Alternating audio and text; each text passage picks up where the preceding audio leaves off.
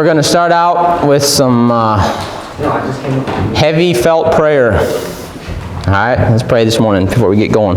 Lord, we thank you for the day. God, we thank you for your goodness to us. Lord, I thank you for the opportunity to be able to do something and try to make a difference in your kingdom, God, and we ask that we would be focused on that today, and may we be mindful of our attitudes and others around us. God, may we glorify you even as we're working. We could have conversation that's pleasing in your sight. Lord, please give me clarity of mind as I try to teach some of these things, Lord, that God, I pray that you would make it so that everyone would be able to recall these things that we go over and be able to remember and be able to use it for your honor and glory. And we love you. Amen. All right, you got your donut, water. All right, let's get out there. No. All right, we're going to get started. You guys get a tape measure? No. Grab a tape. How many did you get? We have another box. So Okay.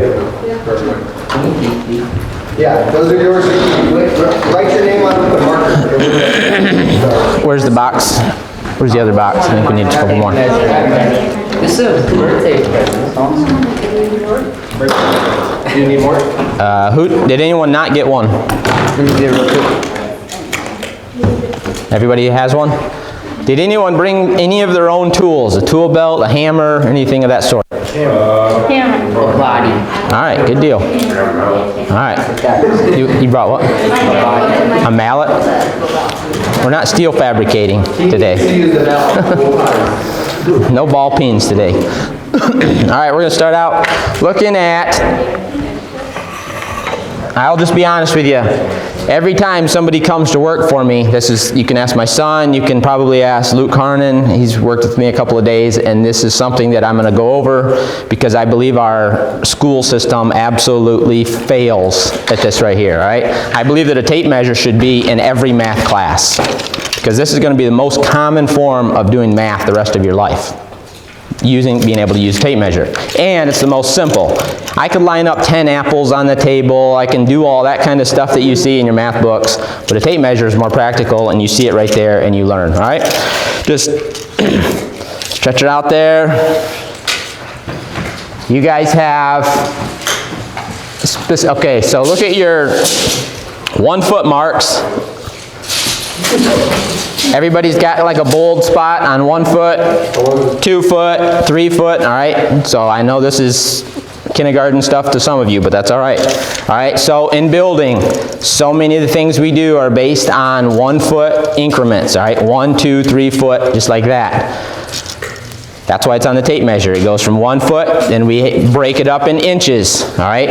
Every inch on the tapes that you guys have, one side of it has actually 30 seconds, okay? You're not going to call out any numbers with 30 seconds today, all right? Because nobody can cut a board that precise for you, all right? So look at your 16-inch mark. 16-inch mark. Every 16 inches on your tape, you should have a bold mark there. What do you have? Is it circled or squared or in bright colors? It's got a square on it? Okay, go out to 32 inches. You have the same thing? 48. Yep. All right, that's because 12 inches and 16 inches are our two most common units of measurements in construction. Doesn't matter what you're doing, any type of building where you're measuring, 16 inches and 1 foot are very common. All right, so it's broken up. We're going to talk about this in just a minute on layout, stud, and floor layout, where 16 inches, you'll see why it makes a difference at the end of the day. All right, that's all I can tell you is it's going to make sense to you at the end of the day. You're going to understand why we use 16 inches. Because so many of our materials that we buy, OSB and plywood, are sheet goods, which are like 4 by 8. The edges, if it's 4 foot, you start out, you hit a stud at 16, 32, 4 feet will split the edge of that sheet. Are you guys with me?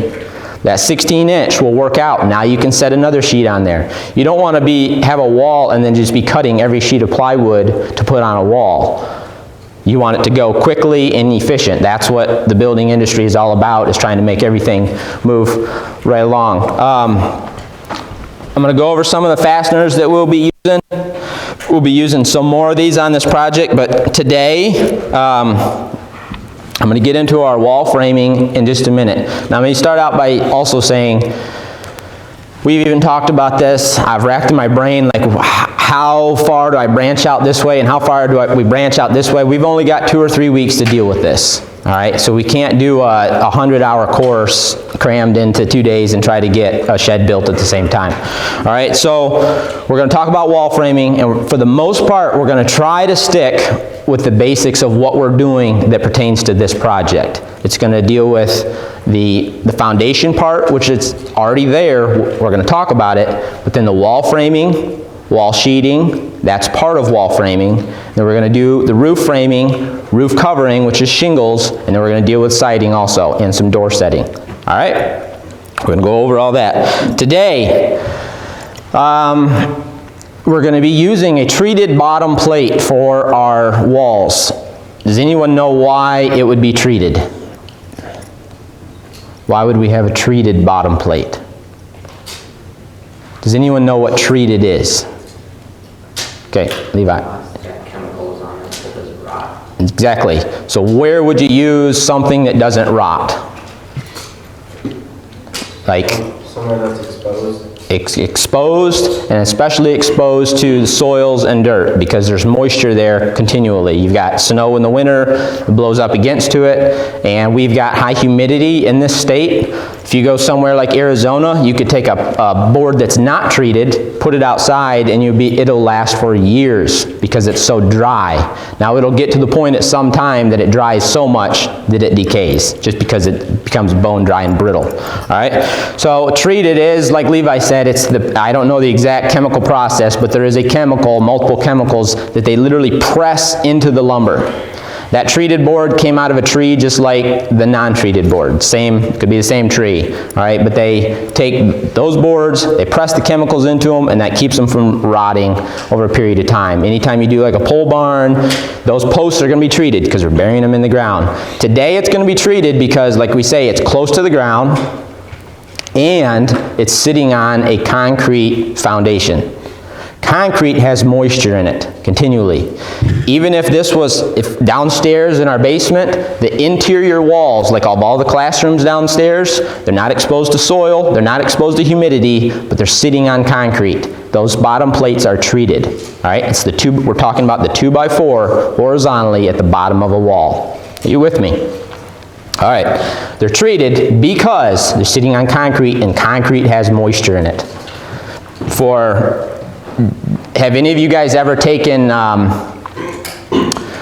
like you're told to sweep a concrete patio and there's a flower pot sitting there. You move that flower pot, what's under that flower pot?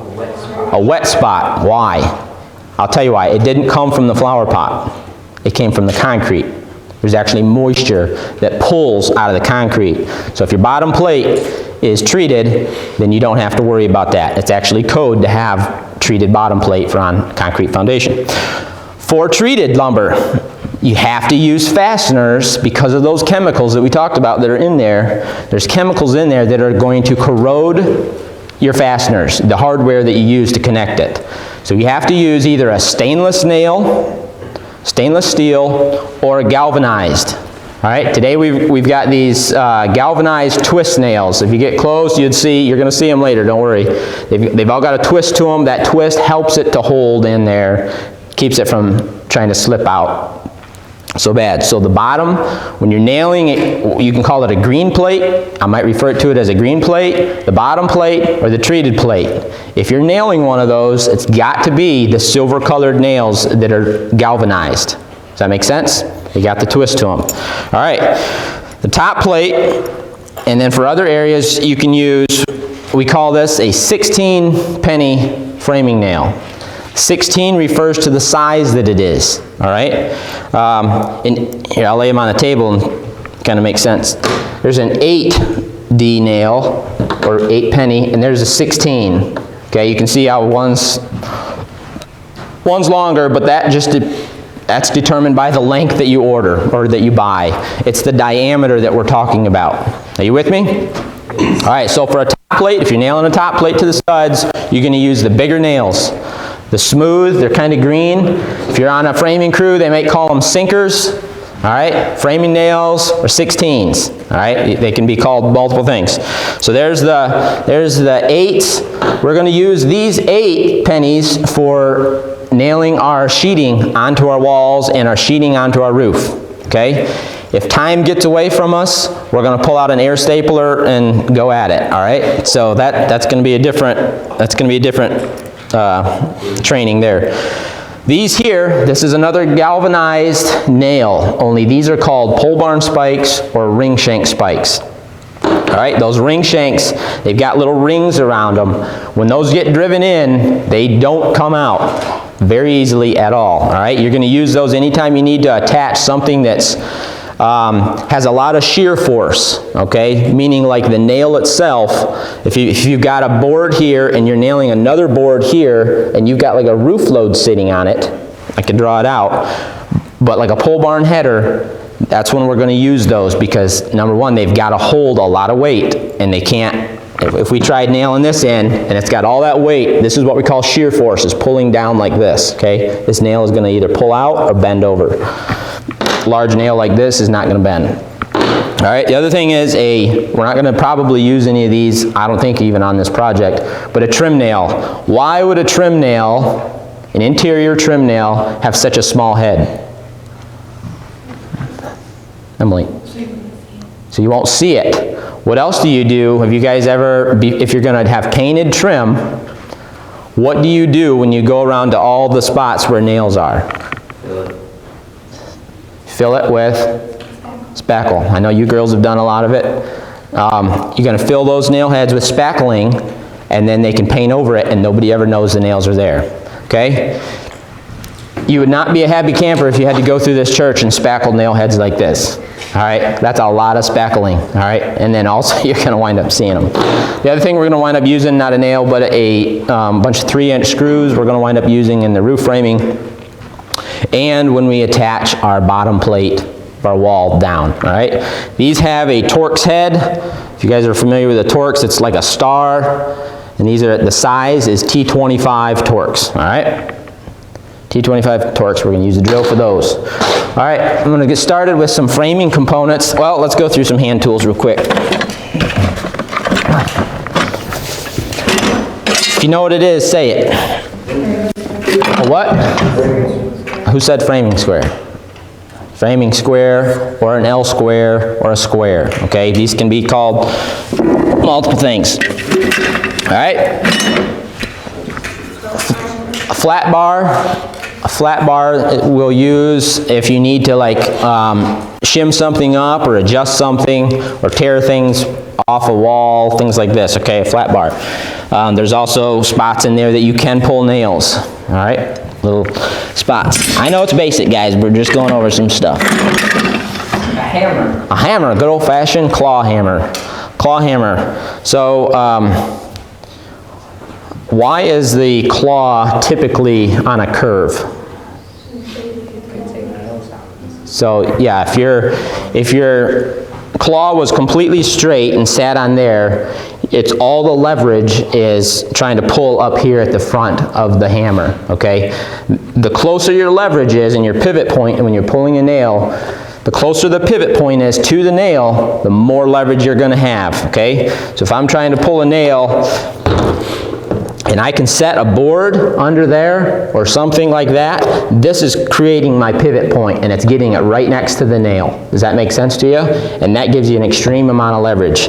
If all my pivot is way back here, I know I'm going to see it out there. You guys are going to be yanking on nails, and I'm going to show you, you've got to get something under there if it's driven deep enough, okay?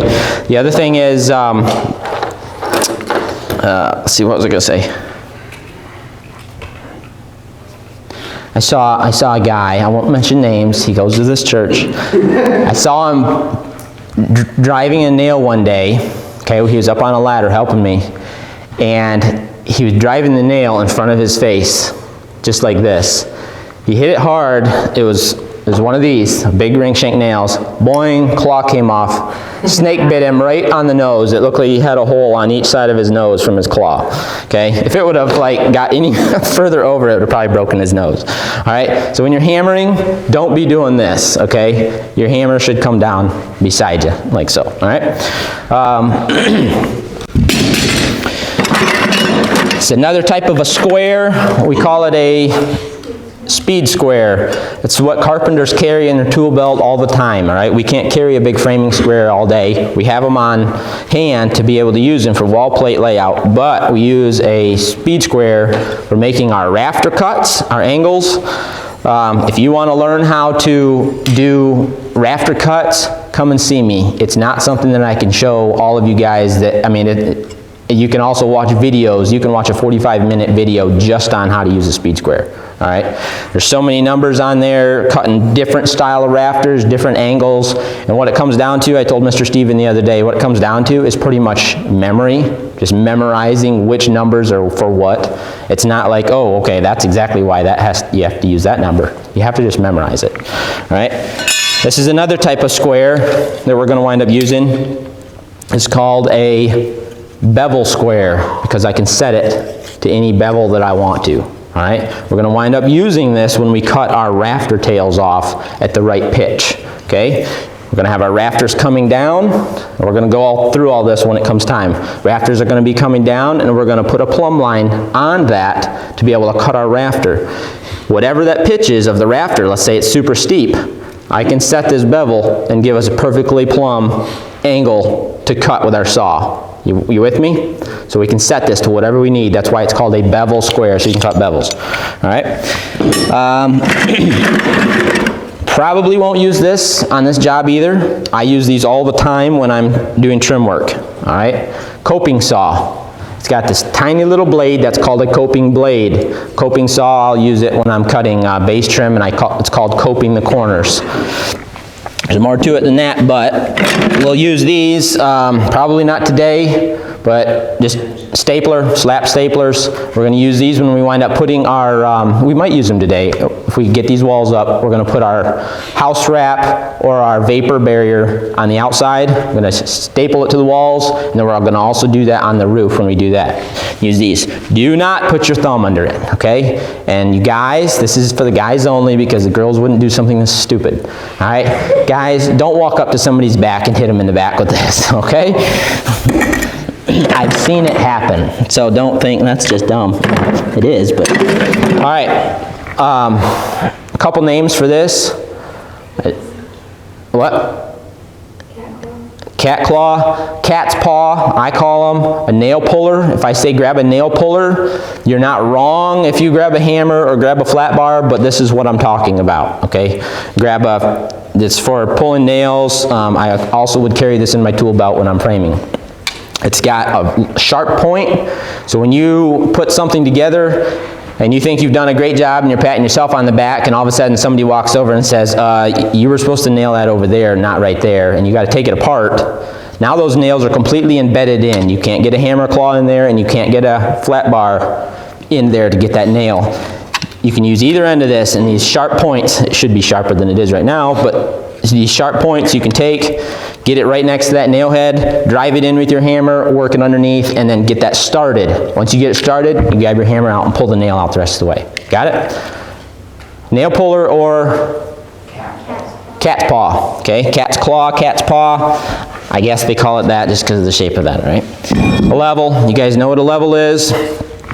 But there's a couple words in construction when we say, is that level? We're talking about, is it perfectly horizontal in a plane? This is called a level. That's what we use to get that there, okay? You guys know how to read a level. If the bubble is touching one line, that's not correct, okay? Level is when that bubble is dead center, in between. You got it? All right. I would be rich if I had $1 for every time I heard somebody say, well, it's touching the line. Okay, that's not. I might as well just throw it out and eyeball it, okay? Because it's got to be dead center to be level, okay? This is level.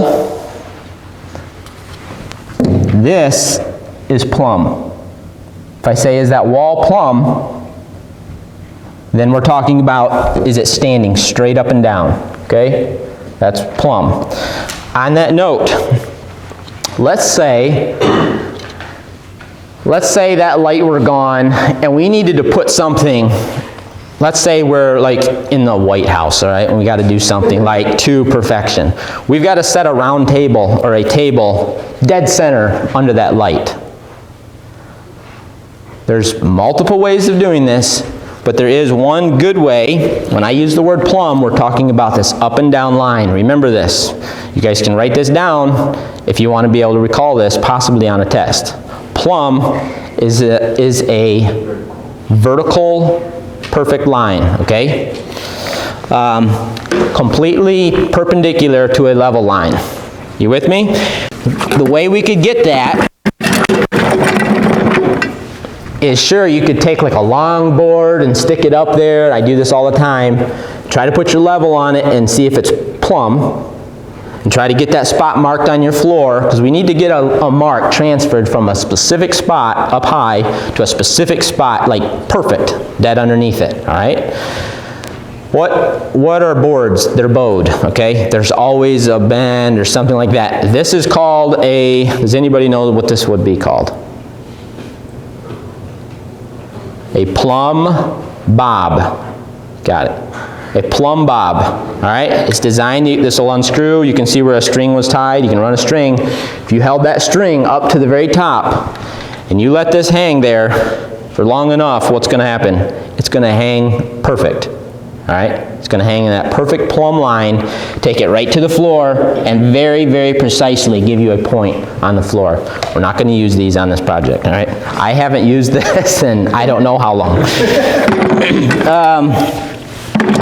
Basic, a razor blade or a utility knife, we'll call them the same thing.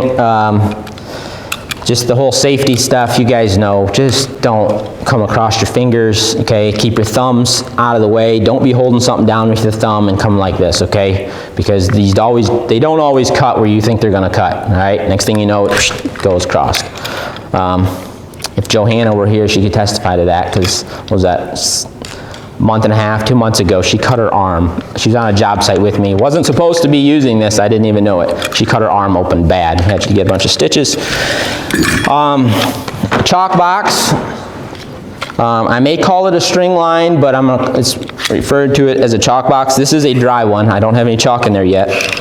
I want you guys to learn. Stephen, come over here for just a second, if you could, please. Stretch this out a little bit. I want to show you the correct way of holding. If you're given this in, well, first of all, why does it have a hook on it? And why does it have a hole in it here? To hook onto something. Don't need to hook onto something if there's two people, correct? All right, so today there's chances of us having to drive a nail and hook this on. We don't need to do that. There's way more of us than we need. But it's there if you're by yourself to be able to hook it on and get a straight line. If you're holding this line, take your first finger, put this in your hand, okay? I don't care if it's way back here. Stick it in your hand, wrap it around your finger. You can take however many wraps you want, but when it comes over the top, you can pinch it with your thumb. Are you with me? You can hold that down. I'm picky about this, aren't I, Peyton? Okay, because people struggle. I'm on the other end, I'm waiting to snap the line, and they're going like this, trying to get the line held down, and it's moving all over the place. If you do it like I say, it will work, okay? Wrap it around your finger, hold it with your thumb, pinch it down. You can be very precise. The reason we would use a chalk line is to snap a line, to be able to set something to it, or to be able to just have that straight line to follow, all right? Simple. Oh, one more thing. Stretch that out, Stephen. When you're snapping a line, if I want that line perfect, what's going to happen if I pull it over here and snap it like that? If I pull it to the side, it's like a rubber band. It goes further that way than it's supposed to, okay? So when it snaps, it didn't snap a true line right here. It actually went that way too far. Same way with this, okay? It went boing, way far that way. When you snap a line, straight up and down. Let it go, okay? Simple enough. You guys bored? All right, we're almost done. Last thing, we'll probably use this today. I know it doesn't seem like a framing tool, and typically it's not, but we will use it today. A caulk gun or a glue gun. Most of you know how to use these. Slide them back, you can pump it forward, that goes inside the tube and pushes out whatever's in it the other way. We're going to use these when we set our wall to the foundation. Just going to put a silicone bead underneath our plate just in case any water were to seep up, snow piles up against it, just trying to keep water from pooling in there, okay? Most people, I would say 95% of people that use caulk guns probably don't even know that this part is on here, and all of them don't have it, but there's a little hole that goes right behind this part here, okay? That is designed for if you want to open up, you got to cut the tips, okay, to get it out. That's designed, cut that in there rather than getting your knife out and trying to cut it, okay? So we're going to use today for trying to be able to squirt silicone down. Also, inside of a tube is a little spot that usually needs to be poked. You got to poke a hole through it in order to be able to let it out. On this one, there's a little pointed device here that swings out, and you stick that down in there, pop that a few times. You don't want to just put one little pinhole. The more you pop it, the easier it's going to come out, all right? All right, that's all I've got for hand tools. I'm going to go over real quick, just general wall framing components, and we're going to get out there and get at it. Let's see. Don't yawn. We're going to look at this like we're looking at it from the side. Why don't you guys all jump over here real quick? Or at least get to where you can see, that's all that matters. Can you see, Shandy? All right, we're going to start out. If this is treated, what would it be called in this case? It's 2x4. It's going to be our bottom plate. Okay, bottom plate. We're looking at the wall from the side, not a bird's eye view, okay? We're looking at it from the side, just like you're looking at this wall right here, okay? So we've got our plates, we've got our studs. A stud is a 2x4. You're looking at, I do want to go over some dimensions. I don't know if we'll get to that right now. Dimensions for a 2x4, they're 1.5 inches thick, always, okay? 50 years ago, they might have been 1 3/4 or 2 inch, but today, any store you go to and you buy a 2x4, it's going to be 1.5 inches thick and 3.5 inches wide. You with me? I have the same question you have. Why do they call it a 2x4? I don't know, but that's what it is. All right, so you're looking at it 1.5 inches wide right here. On top of that would be what plate? If this one is our bottom plate, what would this one be? Top plate. Good job, class. All right, so then you've got your studs on our back wall of this shed. It's going to be is a bottom plate, top plate, and then all studs. Okay, the back wall is going to be the simplest. Okay, it's going to go across just like that. All right, in a the front wall, we're going to put a overhead garage door in it. All right, an overhead garage, the doorway. Anytime you've got a roof load sitting on and you've got a span that you have to open up for a door, you can't just expect this 2x4 to carry your whole roof. Okay, you can't just say, "Oh, there's our door, good enough," and set the roof on it, because this will collapse and your whole roof, okay, is going to fall. We'd find Jake sitting on the mower out there someday, like with the roof caved in on his head. All right, so we're going to put in a header. We're going to figure out, and we're going to say, okay, from our floor up, we've got a garage door that's going to be 7 foot tall. Okay, it's going to come from the floor, and so we're going to put a header, a straight header. Well, I have one of you Carnins draw for me. Okay, we're going to have a header put in here. In our case, it's going to be a 2x10. The reason it's a 2x10 is just based on the gap that we have and the roof load that we have, okay? That can vary with every project, but today it's going to be a 2x10. You're going to have a stud that goes all the way up to the plate and all the way down. The rest of these are just called studs, okay? But the one that's on each side of this header, it's important. You're going to have to remember this, okay? You may get tested on this. Is a king stud. In your papers there, you're going to have a list of definitions. So you're going to want to be able to look over those this week. And I don't know when the test is going to be, but Mr. Stephen will have to decide that. But there's some definitions on there. We have some of these on here, okay? You need to remember which ones are which. King studs, just think of like the biggest and the best, okay? The king, all right? The king stud is the one that goes from top to bottom, and it carries the sides of the header, okay? Just think of a king carries the weight of all the people, all right?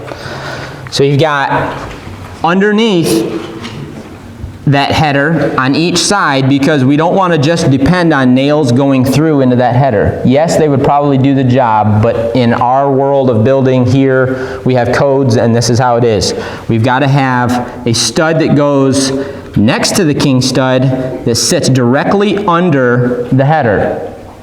Okay? That's called a jack stud.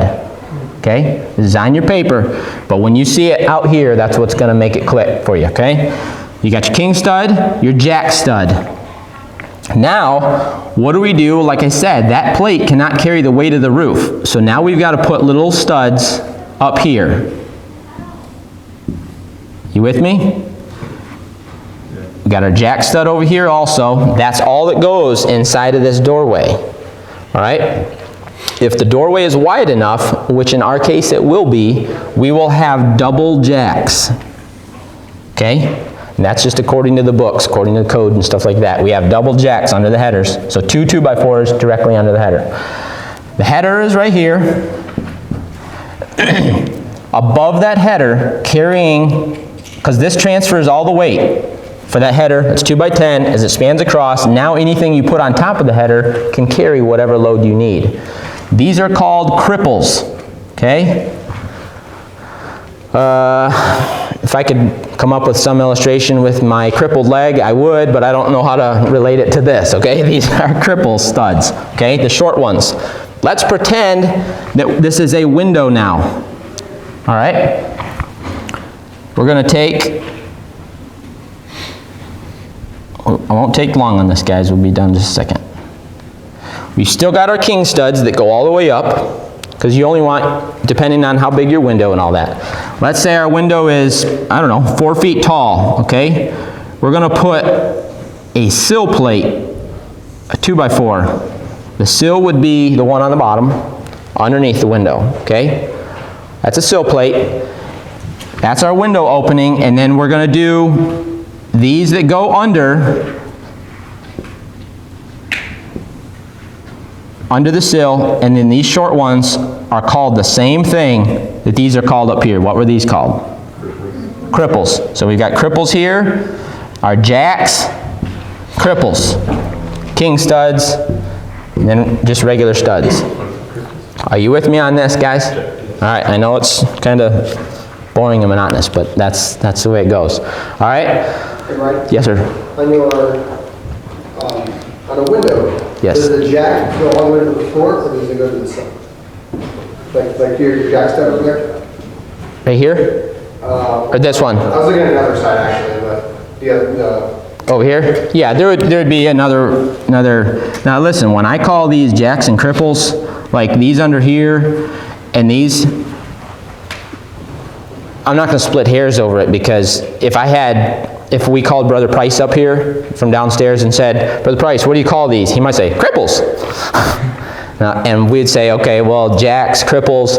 So every carpenter you talk to might call it one or the other, but if you actually look it up in a book, the true things are the jacks carry the header and the cripples go above the header or below the sill. All right? Just the way we went over. I could explain some other things as far as this can be continuous and split through this jack, or the jack can come all the way down, but what happens, I just drew on my hat, what happens is if you had your jack coming all the way down and you brought your sill plate over, now you still have to have another cripple under that to support that sill. And the reason we would split through that is because that cuts down on what's called R value, our insulation value. And because a 2x4 in a wall, isn't good insulation. You need that insulation there. That's why we would do that. But there again, that's gets further. Does anybody have any questions about this in the wall portion of it? Okay. One key component of what we're going to be doing today and for the rest of your life is how, once we build this on the ground, this is going to be laying down on the ground, okay? That's the wall. It's going to be laying on the ground. Our studs are laying down here. We put it together. If we decide to go ahead and sheet it on the ground, when you nail that sheeting to your wall, once it's nailed, you can't wiggle it anymore, okay? I mean, it is there to stay. It's not going to rack once that sheeting's nailed. That's where you get your stability. This wall has to be perfectly square. How do we achieve squareness on a large wall? If the wall was this big, I can use this, okay? And it's going to be square. But if it's going to be this big, 16 feet long, okay, 9 feet high, how do we get that wall square? Do you know, Emily? Exactly. We're going to hook on a tape measure, and we're going to go from one corner here, the other corner, all the way to there. Okay? That's the only way you're going to get a large area perfectly square. Okay? You can try all day to measure and try to measure and do something different, but that's the most precise way to be able, especially like a really big area, a really big wall. All right? That's how we're going to be able to square that up. And as we get going and we actually start nailing sheeting on, I'm going to stand there and show you guys some tips and how we're going to be able to do that itself. It's not something that I can just draw out. All right, does anybody have any questions before we get going outside? Nothing? Good to go? All right, first thing we're going to do is when we get out there, all the material is still strapped down on the trailer. We need to start getting the straps off. Okay, straps off, and then I'll be right there and we'll start talking about we need to dig out our treated plate. Okay, and then we're going to dig out all of our stud material. Okay? All right. What kind of saw is this one? A circular saw. Because it's got a circular blade. All right? Can you get Luke out of the way, I just please? want to make sure that you do. What can happen is, when I say if you're timid with your saw, like if you're scared of what it might do and you're ready to just let it go at any minute, that's the worst thing you can do with any type of saw, okay? Chainsaw or these types of power tools. All right, the blade is on the right side. You're always pushing forward, okay, as you're cutting. Never bring it up to the board. If your blade is touching the board, you can't turn it on because that's when it'll jump, okay? You gotta get that blade spinning underneath the board, all right? I don't even know what I can tell right now. One of you grab me that 2x4 that's laying against the barn wall, please.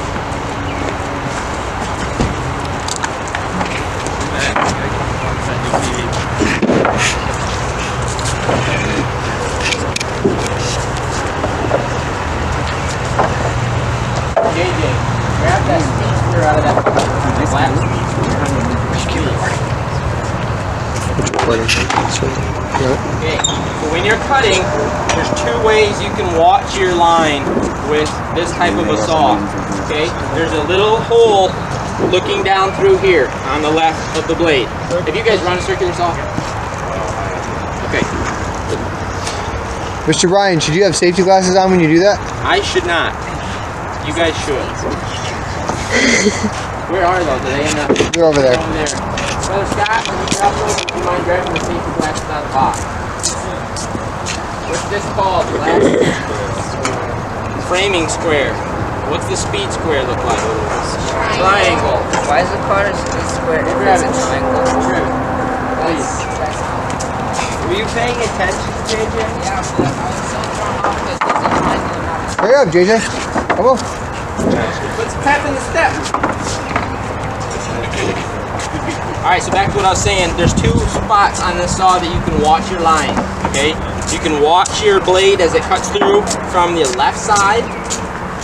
Okay? There's all this up here, but don't pay any attention to this right now, okay? Today you need to just learn to watch your blade and to just set it according to that. The other way is watching over this side. Okay?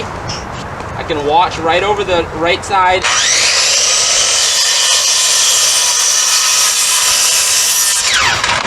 watching where it's going, not where it's been. Okay, I'm not watching the back of my blade. I'm watching the front of my blade. All right. Speed square. The way we're making lines with these today, you're setting them right up there. Okay. Don't just set it up there like this and mark a line.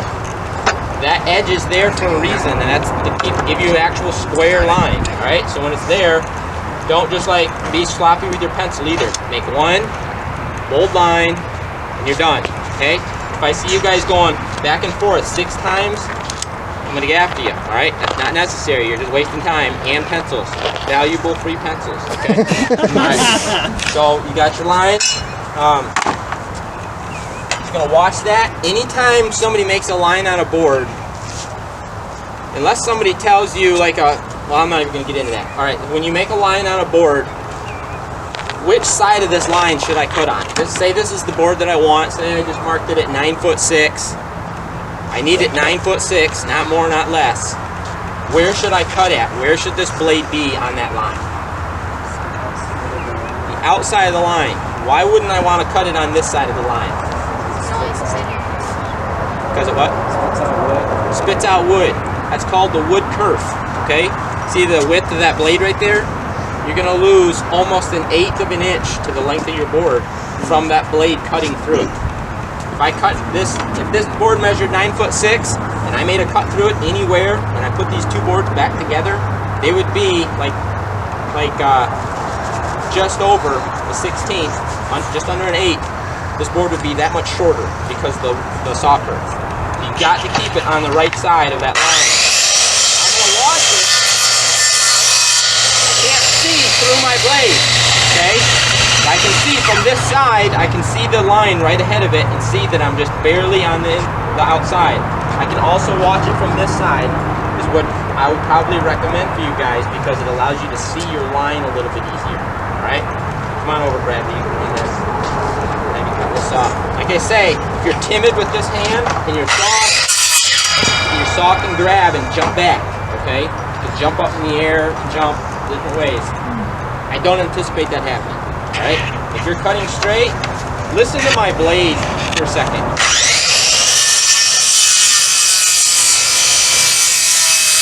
You guys hear that?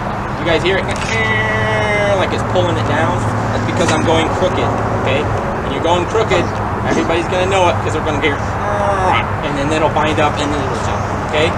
You can't turn this saw. This isn't a jigsaw, okay? That blade has to run straight. You're going to run, follow that line, right on out.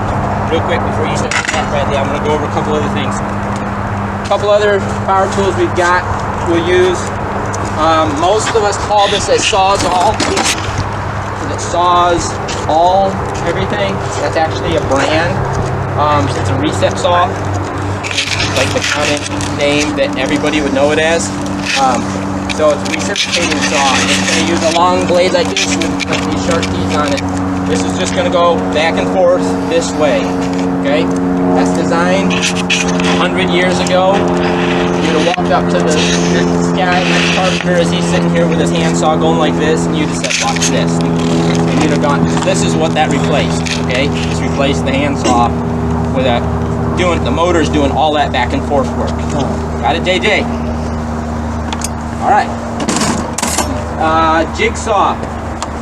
A jigsaw has a small blade. I had mentioned that a second ago. Being able to turn. You can't turn corners with a saw or a circular saw. A jigsaw you can gradually because the blade is much narrower. This saw is going to go. It's reciprocating, but it's going this way, up and down, up and down. So I can cut the same board with this. It's not practical because it doesn't do it as good. But I could actually get in there, make a little turn, and be able to make a little turn, and come back. We're doing more precise stuff. We're cutting out corners. All right? What's it called? Jigsaw. All right? This we're not going to use on this project at all, but it's another common woodworking tool. It's called Carnins. I know you know what it is. A router. Okay? This is a router. It's got router blades, all sorts of different types of bits to do different edges. On a board that you might see like in an interior, like a nice rounded edge, when you see a nice curved piece of edge pieces, like on a table. Alright, you go up to your dining table and it's got like a fancy little edge, fancy little profile. That's created from a router bit. This was square, and they just went right around it, and they did all that for them, right? Router. Alright, Bradley. I do start running this. And I need a couple of you guys to learn to use the saw end to end all the way. Okay?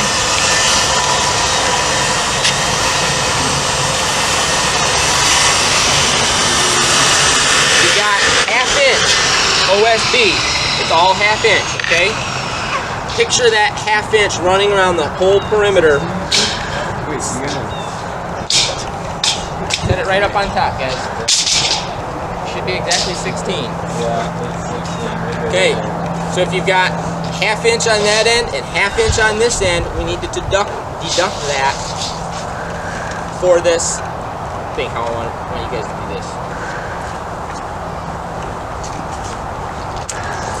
Let's not worry about that. Let's just go with the length that you've got there. So you're going to make one treated plate at 16 feet. Okay? So 16-foot boards, but what you're going to learn is that when you order 16-foot material, it's usually just a touch over. You can't just say, oh, it's a 16-foot board, it's on that for 16 feet. It's probably going to be a half-inch to 3/4 that you can cut off to get a good, precise board. A couple of you go over there, mark. We're going to actually mark both of those because the front side's 16 feet also. All right? Mark 2 boards. Let these guys get those cut, okay? Cut them at 16 feet. All right, the others, somebody else grab a tape measure. Come on over here. Measure the width this way.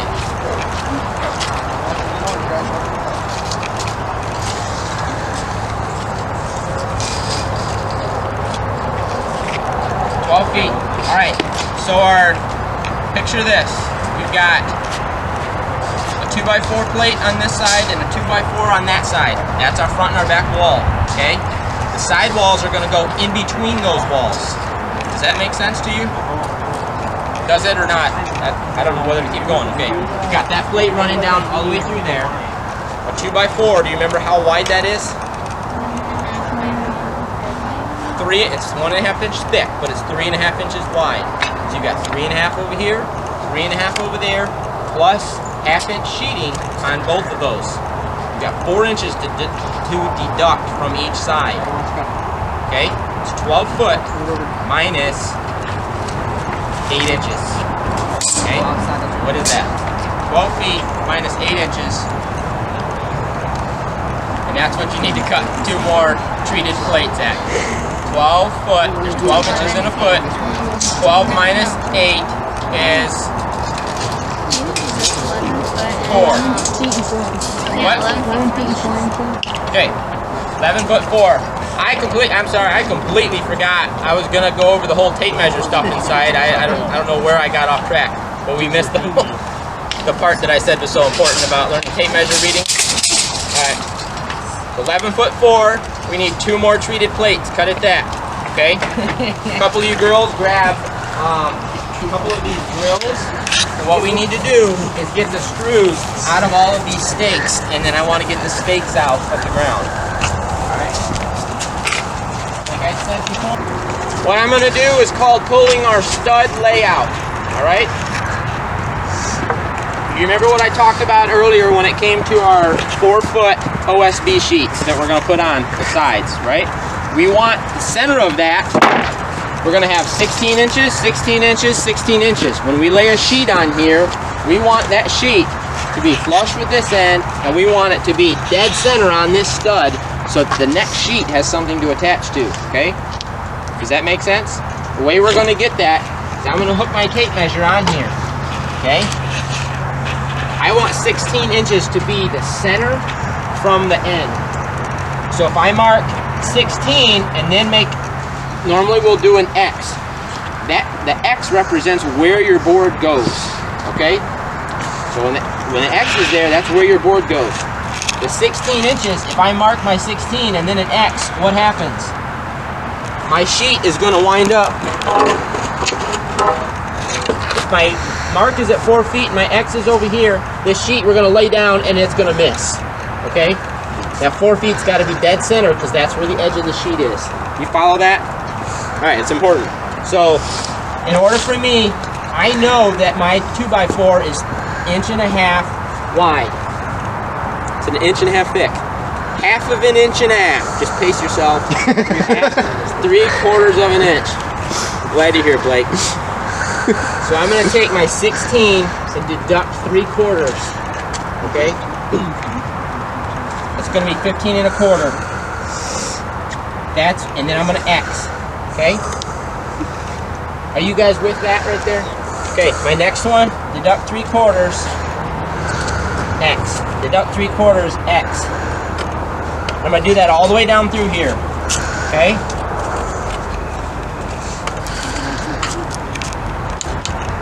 We'll also refer to it as, if I give you, like, let's say we've got a window in here, and I'm looking at a blueprint, somebody's looking at a print, and they're calling out layout for me. So let's say I'm on the wall, and I'm pulling my tape. They'll say 73 and go. 73 and go means 73 is where my mark is, go is where my X is, because that's where my board lies, okay? That go, if I say 73 back, that means mark 73, back is on, your X is on the other side. Follow that? That's just kind of some typical lingo when it comes to doing this kind of stuff. 3/4 back, all right. As soon as I'm done here, I'm gonna have somebody go through with a speed square and mark out both of these plates at the same time. That should go without being said, but the reason I've got both plates together is so that I don't have to mark it out here and then go up there and mark out all the same stuff, okay? We're gonna use our square, transfer those marks, yank our top plate up to the top, whichever way we decide that to be, and then they're gonna start putting these studs together. That's it, go back to what you're doing. I'm gonna finish this, and you guys are real quick. Some of you have already learned that there's 8-foot material, and some are longer than 8 foot. What we're using is called a 9-foot pre-cut. They make 8-foot pre-cuts, and they make 9-foot pre-cuts, okay? The reason they're pre-cut is so that we don't have to cut on site, all right?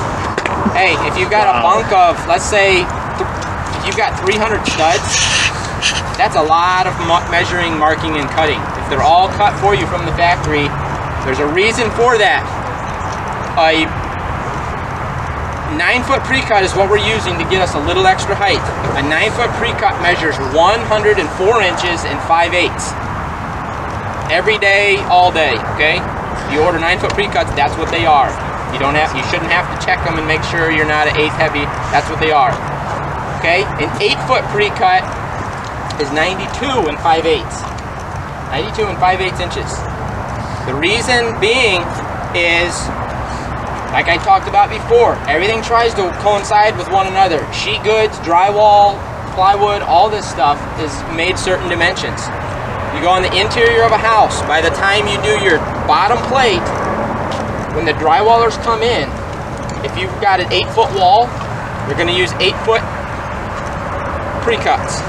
You've got your bottom plate, you've got your 92 and 5/8.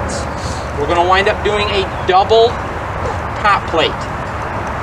Okay? That double top plate gives you 3 inches. That bottom plate gives you 1.5 inches. You add all that up, and then you hang your 5/8 drywall on a ceiling inside. Now you've got just the right amount of room to do 8-foot drywall sheets on the walls without cutting it. You don't have to memorize all that stuff. I'm just explaining that so that you know it's all designed so that one step, just bam, bam, bam. That's how they try to build stuff fast, okay? You don't want to have to do all your cutting on the framing. You don't want to have to do extra cutting on drywall work. That's why this stuff all works together. Some of you are going to say, why in the world did they make a stud this length, 104 and 5/8? Who came up with that? Well, that's why it's there, okay? So, we've got 104 and 5/8 are all our studs in this, okay? We've got our 2 long walls. The guys have the headers cut. We're going to cut a plate, or 2 2x4s out of 104 and 5/8, the same length as our headers. Those were 8'6", so we need 2 2x4s with that. You guys can go ahead and do that. Some of you on that side of the building. Under it.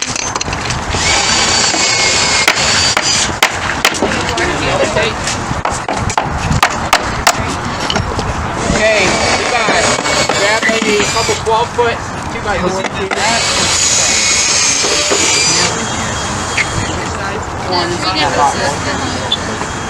Are we setting it up now or just leave it here? I'll just set it up.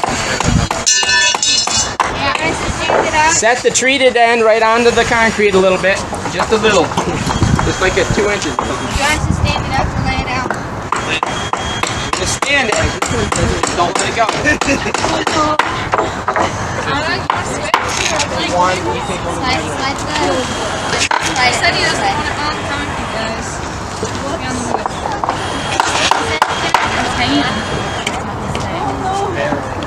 Yep, you're gonna bring it. We're gonna wind up putting it on there. A half inch onto the end because we got half-inch OSB. Remember? It goes on the outside.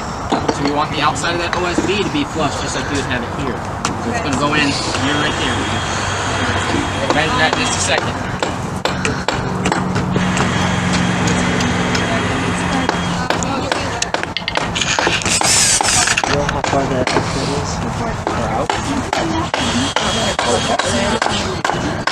You know what I'd like to do? Y'all grab the wall and set it in about 5 inches real quick. We're gonna go ahead and chalk a line, all right? Somebody grab a chalk box. My silver one is sitting right there on the cement. I said a lot more than 7 All right. 6 foot. Whoever's on that end, I want you And to mark 4 inches, the outside corner, 12 feet. 4 inches that way. A little mark there. Okay. Give you a 4-inch mark here, and that's where we're gonna set. Yes. We have a problem. Why do we have nails? We have nails sticking out the back. Figures that's the thing. Look at that. Woo! Somebody was listening. All right, watch out, guys. Don't get that chalk all over your clothes. It's fine. No, it's not fine. You're setting it against that. Put it on your finger. I go down. What? Yep. Set it right on that mark on the concrete. Just put it down. Put it down and put it on with This morning, we'll go over a couple of the basics. Right? You guys bring your tape measures with you? Mine's open. Did anyone take one home and not bring it back to them? Levi, okay? By the smile on your face. Alright, I think there's a couple more. Wanted to go over this last week. Dividing our fractions on our tape measure. I'm not going to get too complex with this because it's as simpler than you think. Okay? I'm not a math teacher, I'm not a math guy, but they have to use this stuff all the time. Okay, 7/8 divided by 2. I'm not going to start carrying a bunch of numbers and do this kind of crazy stuff. Alright? All it is you keep your first number the same. We're talking fractions. So that means, does anybody know what this is, first of all? 7/8 divided by 2. 7/16? Yes. Okay, now you look at that and you say, okay, well that looks like it's a bigger number than that. Well, 16th is smaller than an 8, correct? Alright, I'm going to give you this elementary story problem, okay? We have one pizza, alright? Hey, only one person had the answer, so we're going through this from the beginning, alright? We have one pizza, and there's 8 of you. We're going to divide it evenly. Each of you get your even share. How much do you get? What's that? 1/8. There's 8 of you, so you each get 1/8, okay? You start out with 1/8. That's how much pizza you've got, alright? Let's say it's about 2 slices or so, okay? Now, let's say the Summers all show up. Here's 8 more people, okay? Now each of you have to divide your pizza in half. How much do you have now? You started out with an 8. Now you have a 16. Okay? So that 8 divided by 2 is 16. Does that make sense? Alright, if that doesn't make sense, all you need to remember is you're doubling that number to get the smaller fraction. Okay? 3/8 divided by 2 is 3/16. Alright. 4 7/8 divided by 2. Nope. 4, 2, and 7/16. Alright? Simple. Keep that first, the whole number the same. And your fraction, you're doing it the same way you did over here. Okay? Alright. 8. I'm sorry. 8 and 3/8 divided by 2. 8 and 3/16. No, 4 and 3/16. No, that's normal. 4 and 3. Good job, JJ. I had the answer. Let every man be swift to hear, slow to speak. Alright. So, yep. Your whole number divided in half, we know that. Right? When it gets a little trickier doing a project, it's when you get something like, let's just say, you're trying to divide up in like 3 sections. Okay? So let's say in this wall, we're going to put in, I shouldn't even go down this road, but in this wall, we're going to put in 2 windows. And we're framing it like we were the other day. When we're laying out our wall plates with our numbers, we need to know we want those 3 windows evenly spaced in this wall. So we could say, okay, well, let's say our wall measures 114 and 3/16. Now we have to divide that into 3. That's where it gets a little more complex, but the principle stays the same, and you can just slow down and do the proper math so you build it right. All right. How about this one? 10, 7/16 divided by 2. 5, 7, 32. 30 seconds. Oh, yep. This guy doubles. This one's in half. The first one stays the same. You guys following that? All right. So you should be able to do that on your tape measure. What about an odd number, Brian? What's that? What about an odd number? An odd number? Like 7 and Like 7, 7/8. yeah.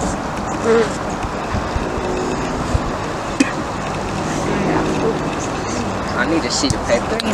What's your tape measure? Everybody's like, twitching. So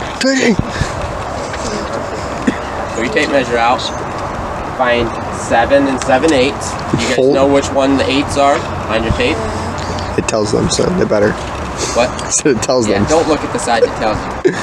What? Okay, on my tape measure, And just fold it in normal half. tape measures, And it's gonna start. Let's say this is the hook end, all right, of your tape measure. Gonna run out.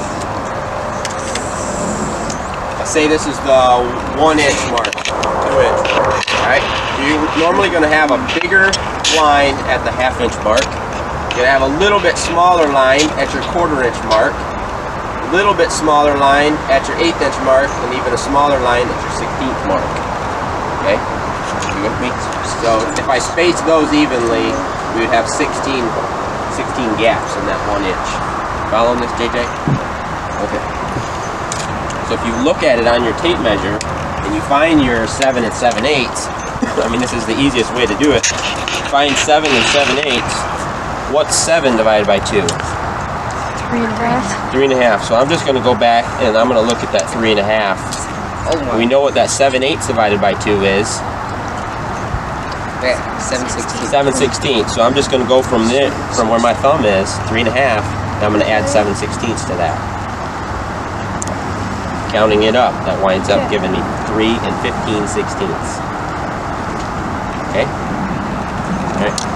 And like I say, that's why it helps having the tape in your hand actually look at that, for that odd number that Mr. Steven had to throw out there. Alright, I'm going to put, who has a tape measure? Jada, Blake, Rhea. Where are the rest of them? Where are the rest of your tapes? Mine's over down. Okay. I'm going to put the 3 of you on the spot real quick, alright? That's not mine. Mine has my name on it. I want you to take 9 and 3/8 divided by 2 on your tape measure.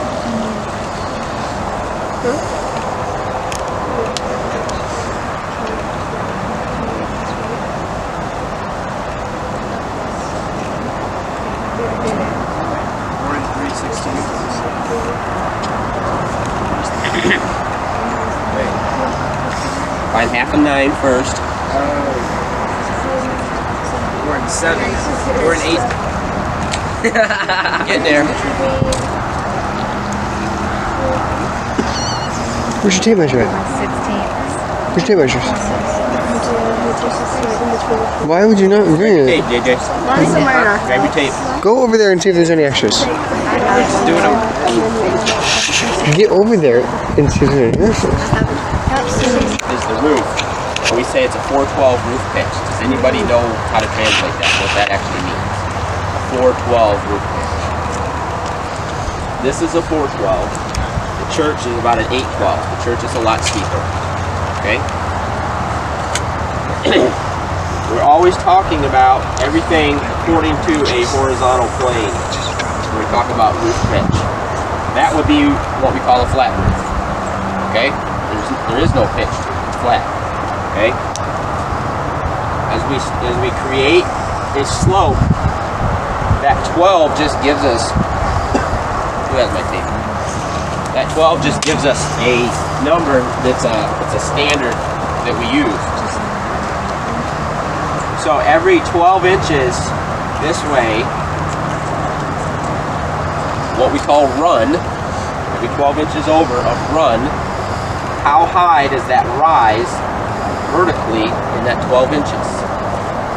412 would rise how many inches in 12-inch run? 4 inches. So if we measured over just like that, see like that green line that's running over there? If you carry that out to a point and you measured from that point, and you went 12 inches over, it should climb 4 inches. The church is steeper, so it would wind up being 8 inches in that 12-inch run. That 12 always stays consistent. You're never going to hear somebody say, well, it's a 4-8 roof pitch. Nobody does that, all right? 12 inches. All right, it's a 12-inch run. All right, so this translates to, let me draw a little bit steeper angle. This translates to how many degrees. It's always a certain degree also. If somebody says how many degrees is the roof, we're talking about this right here. So we know that how many degrees are in a circle? 360.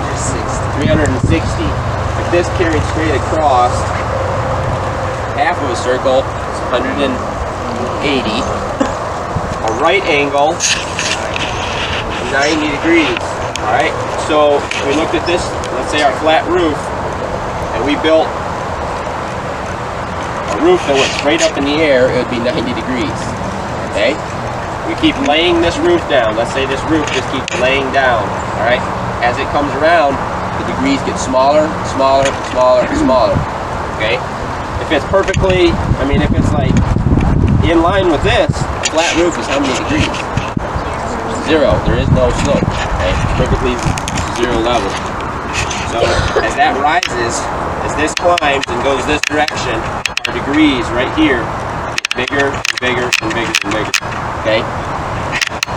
If I split a 90-degree angle directly in half, how many degrees would that be? 45 degrees.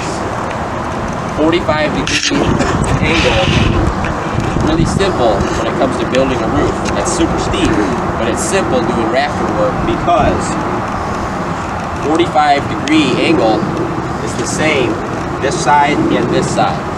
Right? Those speed squares that we have, that is a 45-degree angle. You know how it's a triangle? Because it's a right angle divided right in half. Excuse me. Can anybody guess what actual roof pitch is at a 45-degree angle? 12-inch run. 612. Oh. It's 12-12. 12-12. So every 12 inches over, it's 12 inches up. Okay? Remember that? 45 degrees is a 12-12 roof pitch. Let's see, what else can we talk about angles?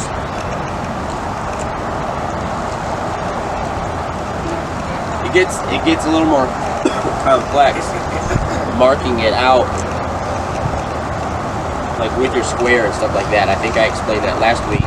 It's the fact that it's almost like you have to memorize which numbers are for what on the square in order to realize how to use it. You can't just look at it and say, oh, I know what angles are, so this makes sense, because there's numbers all over the place, and it's engineered that way so that you can just do all sorts of different cuts with it, all sorts of different rafters and different slopes. So that part of it gets complex, and it makes you scratch your head and gets a little tricky. That's why I don't have any hair left. It's just do a rafter work. But that's how the roof pitch works. All right. What else did I have?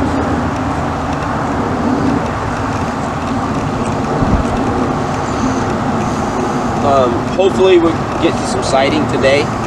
We're gonna do roofing. We're gonna get our subfascia on, and those of you that get to be part of those things, you'll firsthand see that. And then at the end of the day, we'll kind of do a walk around for everything that you didn't get to necessarily help on. We're gonna kind of recap and explain what everybody else did. That way you can see why and how that happened. OSB behind to nail into, you don't have to hit the studs with your nails. The other day I was working at somebody's house, and all they have is foam behind their siding, foam board. So the foam does not hold nails at all, so you have to hit the studs. But the trick is with vinyl siding, we're going to use roofing nails, the same type of nails that we'll use to put the shingles on. And they're going to go in here, and we're going to hand nail all this approximately every 16 inches. Doesn't have to be perfect. You don't have to measure your nails. You just eyeball it. Excuse me. You drive that nail so the head is just about touching, not quite touching. It's very important for vinyl siding. And vinyl expands and contracts a lot in the sunlight, and it literally, it's hard to believe, but as the sun heats up a piece of vinyl on the wall, it will actually start shifting one way or another. And it expands and contracts. That's why every joint overlaps. If it didn't, if you just butted it up one to another, number one, it wouldn't be waterproof. Number two, you'd come out on a cold day and those joints would be completely opened up. That's why you have to leave. You can't nail this stuff tight, all right, when it comes to the siding part, because that has to be able to slide. That's why these slots are in here. With that being said, you don't want to put your nails right on the edge. Slide this way, but it can't slide back this direction. Does that make sense? You always keep your nails right in the center. Gives it some room to move back and forth.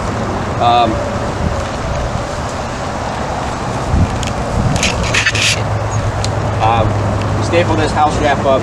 Does anybody know why we put this on? This isn't a life or death situation on a shed. I don't really care if this had this on it, but it does help. Helps in a couple reasons on a house. Anybody know why? Why we would want to put house wrap on?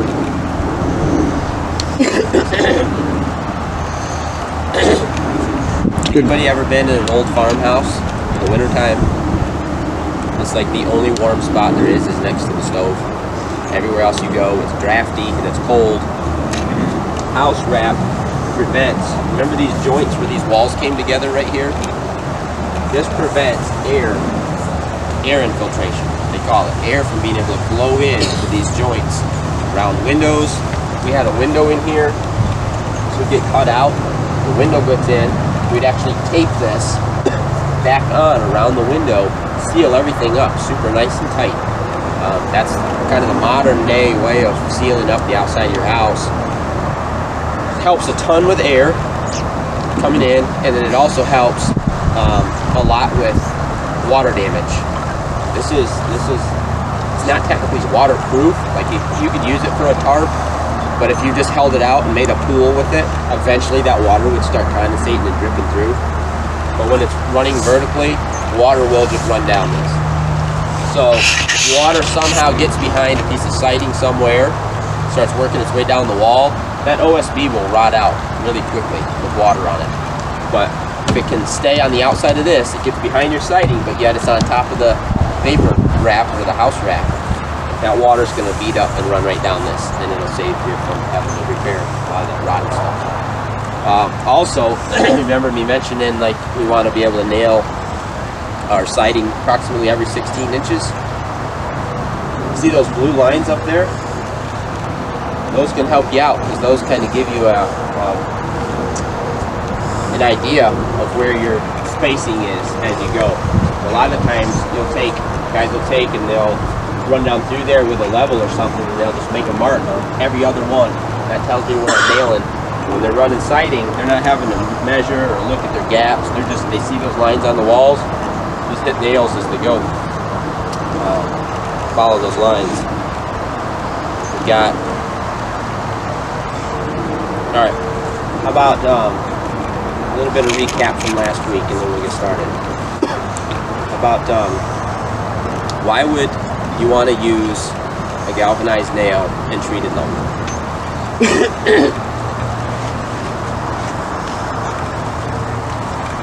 Just call on somebody. They won't raise their hand. Does anybody know why we would want to use a galvanized nail and treated lumber? Like, Guessing, but does the nails start deteriorating with the chemicals in it? correct.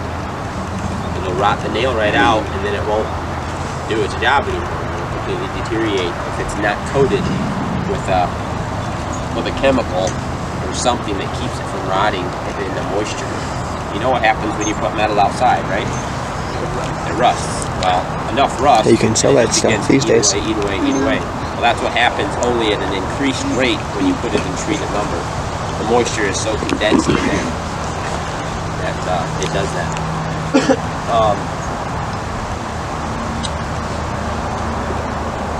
What would the large section of wood that we build over a wide doorway be called? Header. And name one of the supports that connect to a header or go underneath the header. Jack and a what? King stud. Okay. When the header is down low, not down low, but your top plate is up here and your header is right here, and you got little studs up above it. Triple. Good job. Good. Alright, that's it for today. Alright, we're gonna get started.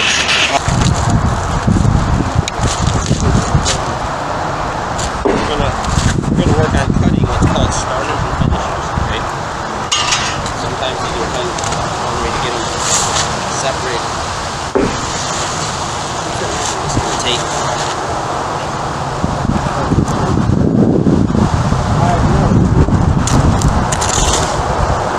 just like that. You want to cut them with the rock upside down. Okay? That's very funny. Now, I will say this. These are what's called an architectural shingle. They got all these different designs on them. There's not really a real fixed pattern. The old style shingles you see, they call 3-tab shingles. You might see like 3 squares. 1, 2, 3. And then in between each of those is called a rainbow. Those tend to be like perfectly symmetrical. Going all the way up, otherwise your whole roof just looks like different. That being said, we have wiggle room. These are a lot easier to use because you can use them in a lot. Right, this is 210. He said to the edge of the board. 210 plus. You lift this up now?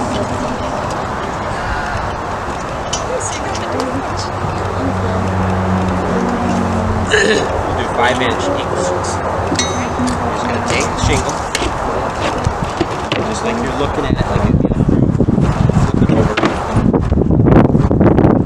5 inches, a little mark.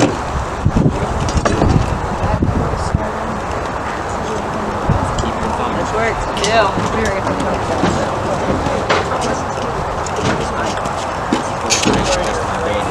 Pick that up right there. This goes in one stack. This goes in another stack. You're gonna do another one, just like it was facing towards you. Flip it over. Good going. flip it over. 5-inch increments. The last one was 5, 10. Okay? Whoa, you know what I just like? That's a double spot there, so you gotta go through it. Okay? Just like that. So, I'm gonna do that until you get down to, Here, give me the ticket.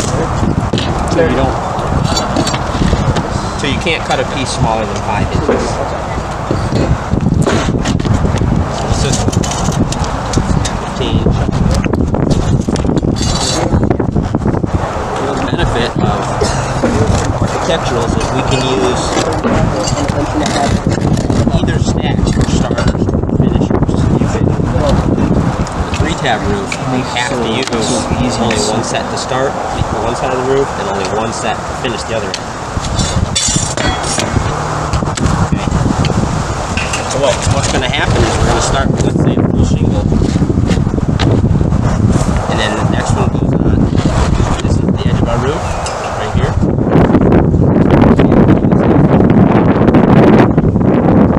Nails it up. This one goes right here. Nails it up. So now every shingle that lays on is overlapping. You can't have these joints together like that all the way up the roof because water is just going to get right there and you're going to see. This is what causes the staggers. If we're starting with these, I'm going to call these starters, but technically, at any given point, I can switch over, even if I want, even if that's not 5 inches, I can do that if I want, just because of the nature of the style of shingle. But I'm going to go ahead and cut. I'm going to call that a full set, like when you get down to where your last one's less than 5. Oh, trying to So sweet. you're going to start with. I want you to cut. Like a straight edge to Start out with 4 sets of those. 4 sets. So combined is what I would call one set. This is what this is my starter, okay? That's gonna be the first